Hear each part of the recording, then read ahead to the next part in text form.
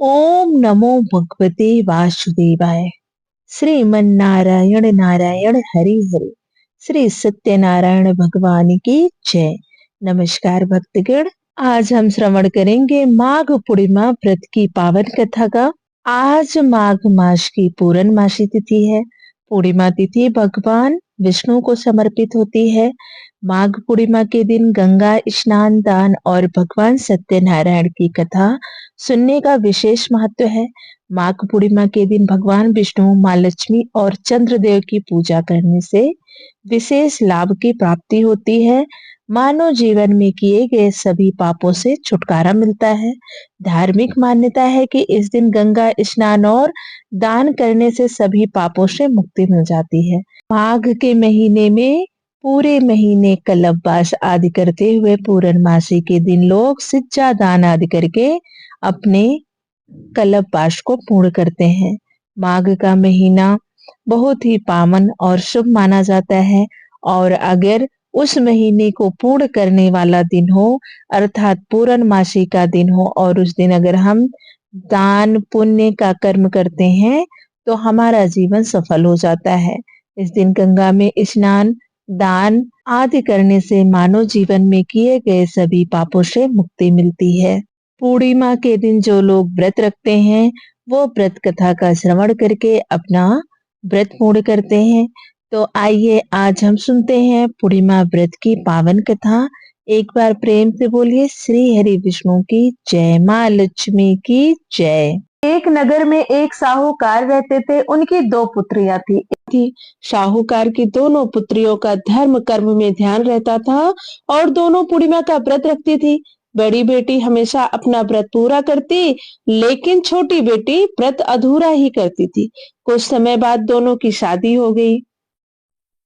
बड़ी बेटी ने स्वस्थ संतानों को जन्म दिया, लेकिन छोटी बेटी की संतानें पैदा होने के बाद तुरंत मर जाती थी। संतानों के मृत होने से दुखी होकर साहूकार की छोटी बेटी पंडित के पास पहुंची। पंडित ने कहा कि तुमने पूर्णिमा का व्रत हमेशा अधूरा छोड़ा है, इसलिए तुम्हारी संतानें जन्म लेते ही मर जाती है। पूर्णिमा का पूरा व्रत करो और विधि पूर्वक करो, इससे तुम्हारी संतानें जीवित रहेंगी। उसने पंडित के कहे अनुसार ऐसा ही किया। बाद में उसके एक लड़का पैदा हुआ जो कुछ दिनों बाद फिर से मर गया।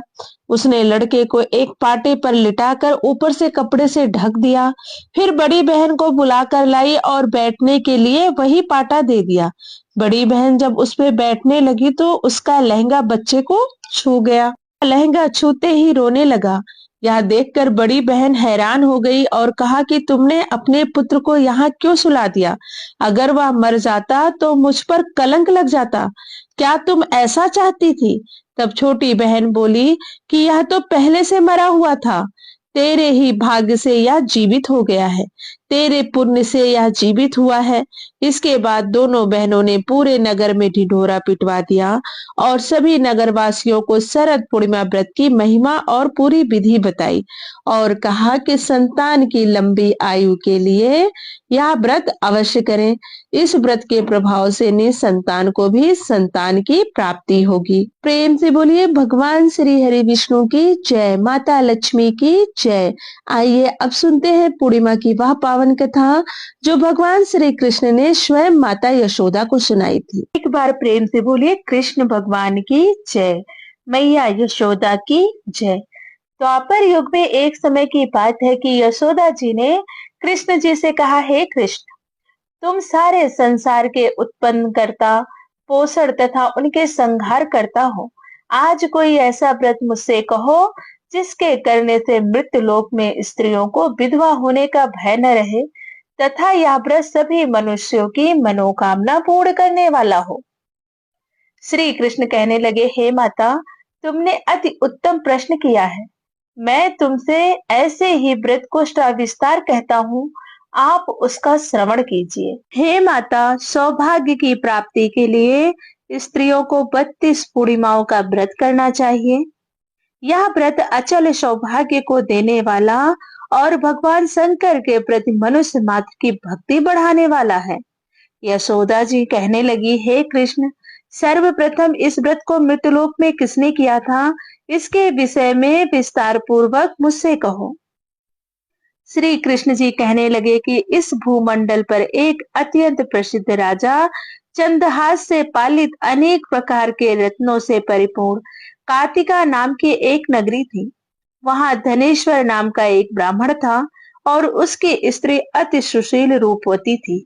दोनों ही उस नगर में बड़े प्रेम के साथ रहते थे। घर में धन धान्य आदि की कोई कमी नहीं थी। उसको एक बड़ा दुख था कि उसके कोई संतान नहीं थी, जिस वजह से वह बहुत दुखी रहते थे। एक दिन वह बड़ा तपस्वी योगी उस नगरी में आया। वहां योगी बाकी सभी घरों में भिक्षा मांगकर भोजन किया करता था, लेकिन उस ब्राह्मण के घर से भिक्षा नहीं मांगा करता था। एक दिन योगी गंगा किनारे भिक्षा मांगकर प्रेम पूर्वक खा रहा था कि धनेश्वर ने योगी को यह सब करते देख लिया कि वह दूसरों के घर से भिक्षा मांगकर कितने प्रेम पूर्वक खा रहा है। अपनी भिक्षा अनादर से दुखी होकर धनेश्वर योगी से बोले, और सभी घरों से भिक्षा लेते हो परंतु मेरे घर की भिक्षा कभी भी नहीं लेते, इसका कारण क्या है? योगी कहने लगे कि आपके धर्म हमें इस बात की आज्ञा नहीं देता है, क्योंकि अभी आप गृहस्थ जीवन में एक सुख से वंचित हैं। आपके घर संतान होने पर मैं आपके घर से भिक्षा स्वयं स्वीकार कर लूंगा। उन्होंने कहा, जिसे संतान नहीं उसके घर से भिक्षा लेने से मेरे भी पतित हो जाने का भय है। धनेश्वर यह सब बात सुनकर बहुत दुखी हुआ और हाथ जोड़कर योगी के पैरों पर गिर पड़ा तथा दुखी मन से कहने लगा, आप मुझे संतान प्राप्ति के उपाय बताएं। आप सर्वज्ञ हैं, मुझ पर अवश्य ही यह कृपा कीजिए। धन की मेरे घर में कोई कमी नहीं है, लेकिन मैं संतान न होने के कारण अत्यंत दुखी हूँ। आप मेरे इस दुख का हरण कीजिए। हे भगवान, हे मुनि श्रेष्ठ, आप ही हमारे दुख को दूर कर सकते हैं। यह सुनकर योगी कहने लगे, तुम चंडी की आराधना करो। घर पहुंचकर उन्होंने यह सारी बात अपनी पत्नी को बताई और खुद वन में चले गए। वन में पहुंचकर उन्होंने चंडी की आराधना की और उपवास किया। तब उससे प्रसन्न होकर माँ चंडी ने 16वें दिन उसको सपने में दर्शन दिए और कहा कि हे धनेश्वर, जा तेरे पुत्र होगा, लेकिन उसकी आयु सिर्फ 16 वर्ष होगी। 16 वर्ष की आयु में ही उसकी मृत्यु हो जाएगी। अगर तुम दोनों स्त्री और पुरुष 32 पूर्णिमाओं को व्रत करोगे तो वह बालक दीर्घ आयु हो जाएगा। जितनी तुम्हारी सामर्थ्य हो उतने आचे के दिए जलाकर शिव जी का पूजन करना, लेकिन पूर्णमासी को 32 ही होनी चाहिए। सुबह होते ही तुम्हें इस स्थान पर एक आम का पेड़ दिखाई देगा। उस पर चढ़कर एक फल तोड़कर अपने घर ले जाना और अपनी स्त्री को इस बारे में बताना। सुबह स्नान होने के बाद वह स्वस्थ होकर शंकर जी का ध्यान करके उस फल को खा ले। तब शंकर भगवान की कृपा से उसको गर्भ हो जाएगा। जब ब्राह्मण सुबह उठा तो उसे उस स्थान पर आम का पेड़ दिखाई दिया और वह उसमें फल तोड़ने चढ़ा, लेकिन वह पेड़ पर चढ़ नहीं पा रहा था। यह देखकर उसे बड़ी चिंता हुई। उसने भगवान गणेश की उपासना की और कहा, हे दयानिधे, अपने भक्तों के विघ्नों का नाश करके उनके मंगल कार्य को करने वाले, दुष्ट का नाश करने वाले, रिद्धि सिद्धि देने वाले, आप मुझे इतना बल दें कि मैं अपनी मनोकामना पूरी कर सकूं। इसके बाद वह पेड़ से फल तोड़कर अपनी पत्नी के पास पहुंचा। उसकी पत्नी ने अपने पति के कहे अनुसार इस फल को खा लिया और वह गर्भवती हो गई। देवी की कृपा से उसे बहुत सुंदर पुत्र पैदा हुआ। उसका नाम उन्होंने देवी दास रखा। माता पिता के हर्ष और शोक के साथ वह बालक बढ़ने लगा। भगवान की कृपा से बालक बहुत ही सुंदर था, सुशील और पढ़ाई लिखाई में भी बहुत ही निपुण था। दुर्गा जी के कथन अनुसार उसकी माता ने 32 पूर्णमासी का व्रत रखा। जैसे ही 16वां वर्ष लगा, दोनों पति पत्नी बहुत दुखी हुए, कहीं उनके पुत्र की मृत्यु ना हो जाए। उन्होंने सोचा कि अगर उनके सामने यह सब हुआ तो वह कैसे देख पाएंगे। तभी उन्होंने देवीदास के मामा को बुलाया और 1 वर्ष के लिए देवीदास को काशी में पढ़ने के लिए भेज दिया। और जब मामा भांजे जाने लगे तो उसने कहा, 1 वर्ष पूरे होने के बाद आप इसे वापस लेकर आ जाना। देवीदास अपने मामा के साथ घोड़े पर सवार होकर चल दिया। उसके मामा को यह सब बात पता नहीं थी। दोनों पति पत्नी ने 32 पूर्णमासी का व्रत पूरा किया। दूसरी तरफ मामा और भांजा दोनों रात गुजारने के लिए एक रास्ते में एक गांव में रुके। उस दिन उस गांव के ब्राह्मण की कन्या का विवाह होने वाला था। जिस धर्मशाली में वह वर और बारात के बाकी लोग रुके थे, उसी धर्मशाला में देवीदास और उसका मामा भी ठहर गए। उधर कन्या को तेल आदि चढ़ने के बाद जब लग्न का समय आया तो वर की तबीयत खराब हो गई। वर के पिता ने अपने परिवार वालों से विचार विमर्श करके कहा कि यह देवीदास मेरे पुत्र जैसा ही है, मैं इसके साथ लगन करा दूं और बाद में बाकी सारे काम मेरे बेटे के साथ पूरे हो जाएंगे। ऐसा कहने के बाद वर के पिता देवीदास को मांगने के लिए उसके मामा के पास गए और उन्हें सारी बात बताई। मामा ने कहा कि कन्यादान में जो कुछ भी मिलेगा वह हमें दे दिया जाए। वर के पिता ने बात स्वीकार कर ली। इसके बाद देवीदास का विवाह कन्या के साथ संपन्न हो गया। इसके बाद वह अपनी पत्नी के साथ भोजन न कर सका और मन में विचार करने लगा कि न जाने यह किसकी पत्नी होगी। यह सोचकर उसकी आंखों में आंसू आ गए। तब वधू ने पूछा कि क्या बात है, आप उदास क्यों हैं? तब उसने सारी बातें पत्नी को बता दी। तब कन्या कहने लगी, यह ब्रह्म विवाह के विपरीत है। आप ही मेरे पति हैं, मैं आपकी पत्नी रहूंगी, किसी अन्य की कभी नहीं। तब देवीदास ने कहा, ऐसा मत करिए क्योंकि मेरी आयु बहुत कम है, मेरे बाद आपका क्या होगा? लेकिन उसकी पत्नी नहीं मानी और बोली, स्वामी आप भोजन कीजिए। दोनों रात में सोने के लिए चले गए। सुबह देवीदास ने पत्नी को 4 नगों से जड़ी एक अंगूठी दी और एक रुमाल दिया और बोला कि हे प्रिया, इसे ले लो और संकेत समझकर स्थिर चित्त हो जाओ। मेरे मरण और जीवन जानने के लिए एक पुष्प वाटिका बना लो, उसमें सुगंधी वाली एक 9 मल्लिका लगा दो। उसको प्रतिदिन जल से सींचा करें और आनंद के साथ खेलो कूदो। जिस समय और जिस दिन मेरा प्राणांत होगा अर्थात मेरी मृत्यु होगी, उस दिन यह फूल सूख जाएंगे। जब यह फिर से हरे हो जाए तो जान लेना मैं जीवित हूँ। यह समझा कर वह वहां से चला गया।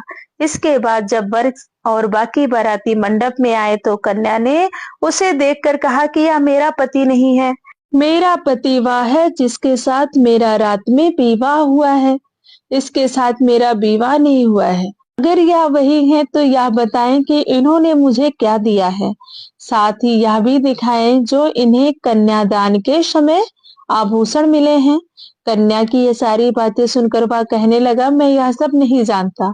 इसके बाद सारी बारात भी अपमानित होकर लौट गई। भगवान कृष्ण बोले, हे माता, इस प्रकार देवीदास काशी चला गया। कुछ समय बीत गए तो एक सर्प उसको डसने के लिए वहां आया, लेकिन वह उसको काट नहीं पाया क्योंकि उसकी माता ने पहले ही 32 पूर्णिमा का व्रत कर लिया था।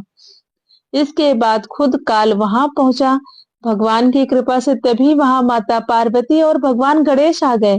देवीदास को मूर्छित दशा में देखकर माता पार्वती ने भगवान शिव से प्रार्थना की, हे महाराज, इस बालक की माता ने पहले ही 32 पूर्णिमा का व्रत कर लिया है, आप इसको प्राण दें। भगवान शिव ने माता पार्वती के कहने पर उस बालक को प्राणदान दिया। उधर उसकी पत्नी उसके काल की प्रतीक्षा कर रही थी। उसकी पत्नी ने जाकर देखा कि पुष्प और पत्र दोनों ही नहीं है, तो उसको बहुत आश्चर्य हुआ और जब उसने देखा कि पुष्प वाटिका फिर से हरी हो गई है, तो वह समझ गई कि उसका पति जिंदा हो गया है। इसके बाद वह बहुत ही प्रसन्न होकर अपने माता पिता से कहने लगे कि मेरे पति जीवित हैं, उनको ढूंढिए। तब 16वां वर्ष व्यापित हो गया तो देवीदास भी अपने मामा के साथ काशी चल दिया। उधर उसकी पत्नी के परिवार वाले उन्हें ढूंढने के लिए जा ही रहे थे कि उन्होंने देखा देवीदास और उसका मामा उधर से आ रहे थे। देवीदास को देखकर उसके ससुर बहुत प्रसन्न हुए और उसे अपने घर ले आए। वहां सारा नगर इकट्ठा हो गया और कन्या ने भी उसे पहचान लिया। देवीदास ने उसके बाद अपनी पत्नी और मामा को लेकर वहां से चल दिए। उसके ससुर ने भी उसे बहुत धन दहेज दिया। जब वह अपने नगर पहुंचने वाला हुआ तो नगर वालों ने उसके माता पिता को खबर कर दी कि तुम्हारा पुत्र देवीदास अपनी पत्नी और मामा के साथ आ रहा है। ऐसा समाचार सुनकर पहले तो उन्हें विश्वास नहीं हुआ, लेकिन जब देवीदास आया तो उसने अपने माता पिता के पैर छुए। तो देवीदास के माता पिता ने उसका माथा चूमा और दोनों को अपने सीने से लगा लिया। दोनों के आने की खुशी में धनेश्वर ने बहुत दान दक्षिणा ब्राह्मणों को दिया। श्री कृष्ण जी कहने लगे कि इस तरह धनेश्वर को 32 पूर्णिमा के व्रत के प्रभाव से संतान प्राप्त हुई। जो स्त्रियां इस व्रत को करती हैं वह जन्म जन्मांतरों तक वैधव्य का दुख नहीं भोगती हैं और सदैव सौभाग्यवती रहती हैं। यह मेरा वचन है। यह व्रत संतान देने वाला और सभी मनोकामनाओं को पूर्ण करने वाला है। प्रेम से बोलिए भगवान श्री हरि विष्णु की जय, लक्ष्मी माता की जय, गंगा मैया की जय। आज हमने श्रवण किया माघ पूर्णिमा की पावन कथा का। अगर कथा अच्छी लगी हो तो प्लीज वीडियो को लाइक कीजिए, शेयर कीजिए और चैनल को जरूर सब्सक्राइब कर लीजिए ताकि सभी व्रत त्योहारों की कथा आपको आसानी से मिल सके। वीडियो के अंत तक बने रहने के लिए धन्यवाद। राधे राधे, जय माता दी।